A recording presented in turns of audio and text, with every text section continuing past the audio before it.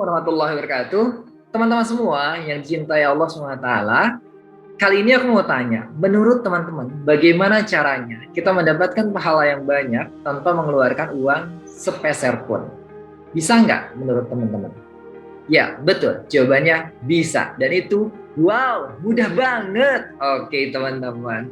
Dalam agama kita, itu sangat mudah mendapatkan pahala yang banyak tanpa mengeluarkan sepeser pun materi yang kemudian kita miliki.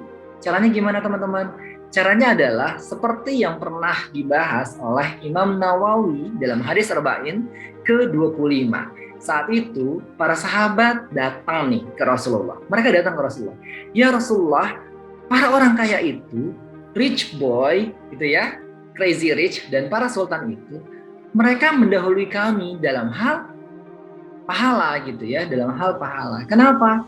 Karena kita sama-sama beribadah, kita sama-sama sholat, tapi kemudian mereka bisa berinfak, mereka bisa bersedekah yang banyak dengan harta mereka.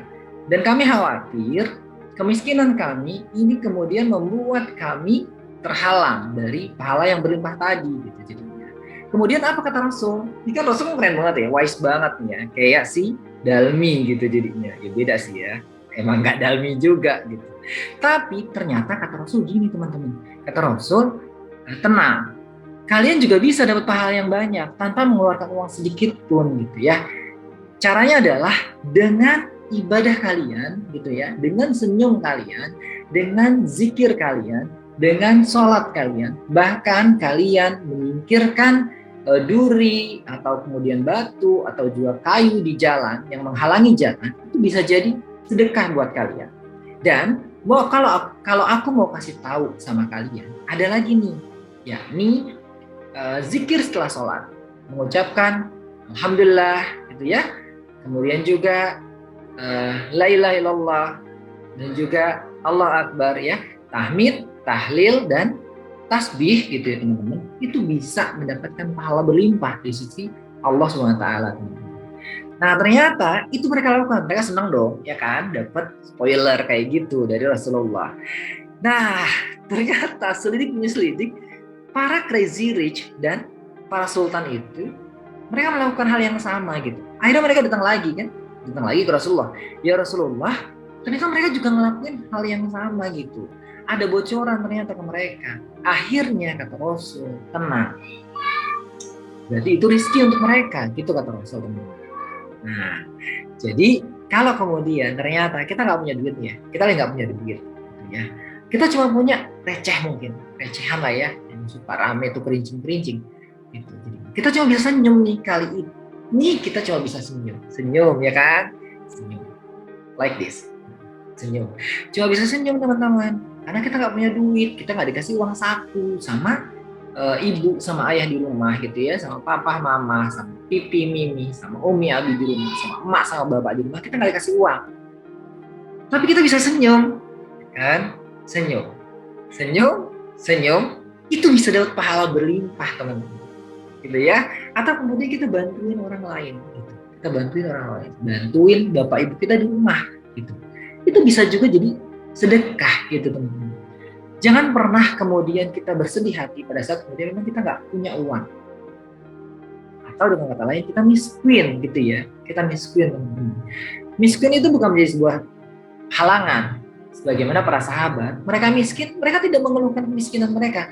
Yang mereka keluhkan adalah mereka khawatir bahwa mereka tidak bisa mendapatkan pahala gitu ya. Sama seperti para sahabat yang kaya tadi gitu ya. Jadi yang mereka kemudian sampaikan ke Rasul itu bukan karena miskinnya, tapi mereka khawatir mereka tidak bisa mendapatkan pahala dan mereka tidak bisa berbuat banyak untuk membantu orang lain, untuk membela agama ini gitu ya teman-teman ya.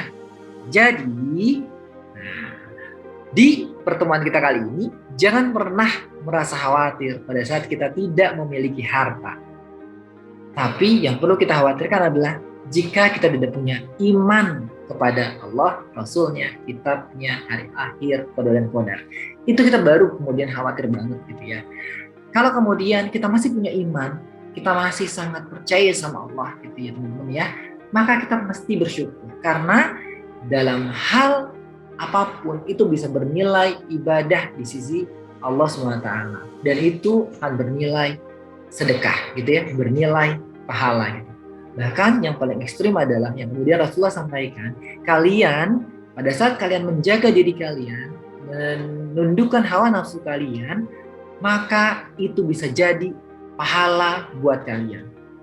Itu yang kemudian Rasul bilang, teman-teman. Jadi kalau kemudian kita menahan diri nih, gitu ya, pada saat mau ngabuburit, kita kemudian bertahan di rumah, nggak keluar rumah, daripada kemudian kita hangout sama si itu gitu ya, sama si doi gitu ya, nah, atau sama si ya someone yang menurut kita mungkin spesial gitu ya, tapi belum halal. Kalau kemudian kita bersabar, karena ini adalah ujian, teman-teman akan dapat pahala berlimpah tuh. Gitu. Bahkan sampai teman-teman tergolong syahid kalau kemudian teman-teman meninggal, tapi teman-teman menjaga diri teman-teman dari memperturutkan hawa nafsu. Box banget kan ya, itu gokil banget gitu. Jadi teman-teman sekali lagi, jangan pernah kita bersedih karena kita tidak memiliki harta. Tapi bersedihlah karena kita nggak punya iman pada Allah. Ya teman-teman ya. Dan kita bisa bersedekah dengan apapun yang kemudian kita miliki. Masuk senyum. Ya teman-teman ya, bantuin ibu di rumah pada saat mau berbuka, itu juga sedekah. Kemudian kerjain tugas yang diberikan kepada kita, tugas-tugas di sekolah, itu juga sedekah. Gitu ya teman-teman ya. Dengan apapun kita bisa bersedekah, ya, tanpa mengeluarkan uang peser pun teman-teman. Jadi itu mudah banget bukan? Bukan, mudah lah gitu kan teman-teman. Wow, mudah banget. Oke teman-teman, semoga ada hikmah yang teman-teman bisa ambil dari pertemuan kita kali ini. Wallahu a'lam bishawab. Wassalamualaikum warahmatullahi wabarakatuh. Sedekah mudah banget. Wow, mudah banget. Bye-bye.